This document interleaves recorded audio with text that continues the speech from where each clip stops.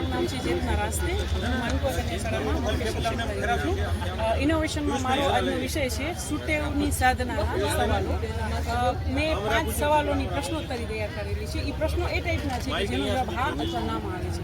આ પ્રશ્નો છે એ અલગ અલગ સારી ટેવો છે તેને લગતા મેં બનાવ્યા છે.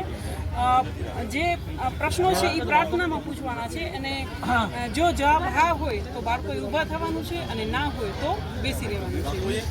એકી સાથે પ્રાર્થનામાં 300 બાળકો હોય એને પ્રશ્નો પૂછવાના હોય છે અને જેના આધારે બાળકો છે એ જો હા હોય તો ઊભા થાય. દાખલા તરીકે આપણે વિષય લીધેલો હોય કે કોણ કૂતરાને રોટલી વગેરે ભોજન આપે છે, તો જેટલા બાળકો ખરેખર ભોજન આપતા હશે પોતાની જગ્યા પર ઊભા થશે અને જે નહીં આપતા હોય એ પોતાની જગ્યાએ બેસી રહેશે.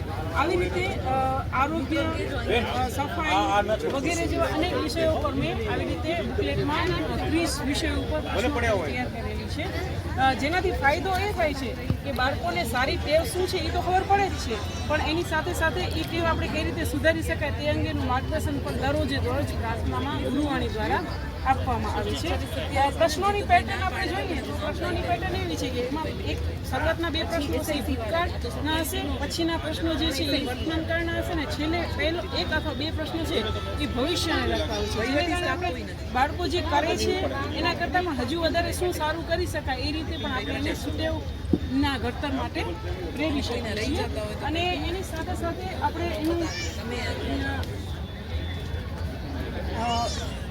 મૂલ્યાંકન કરવા માટે આવી રીતે સુટેવ ટ્રેકરનું નિર્માણ કર્યું છે કે જેના દ્વારા બાળકો રજા પડે એનાથી 10-15 મિનિટ પહેલાં દરેક પોતાનું જે વિષય છે એનું ટ્રેકિંગ કરે છે અને એમાં રંગ પૂરે છે. જેના આધારે આપણે મહિનાના અંતે પણ બાળકોએ કેટલી પ્રગતિ કરી અથવા ક્યાંય પાછળ ગયું છે તેની ચકાસણી આપણે વ્યક્તિગત કરી શકીએ છીએ. એ બધા બાળક પોતે પણ પોતાનું ટ્રેકિંગ કરી શકે છે. આ કાર્યક્રમ અમારી સ્કૂલમાં 10 વર્ષથી ચાલે છે અને સારી ટેવોના ઘડતરમાં અમને ખૂબ ફાયદો થયો છે.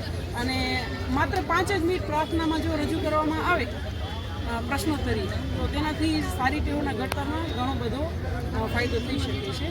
આભાર.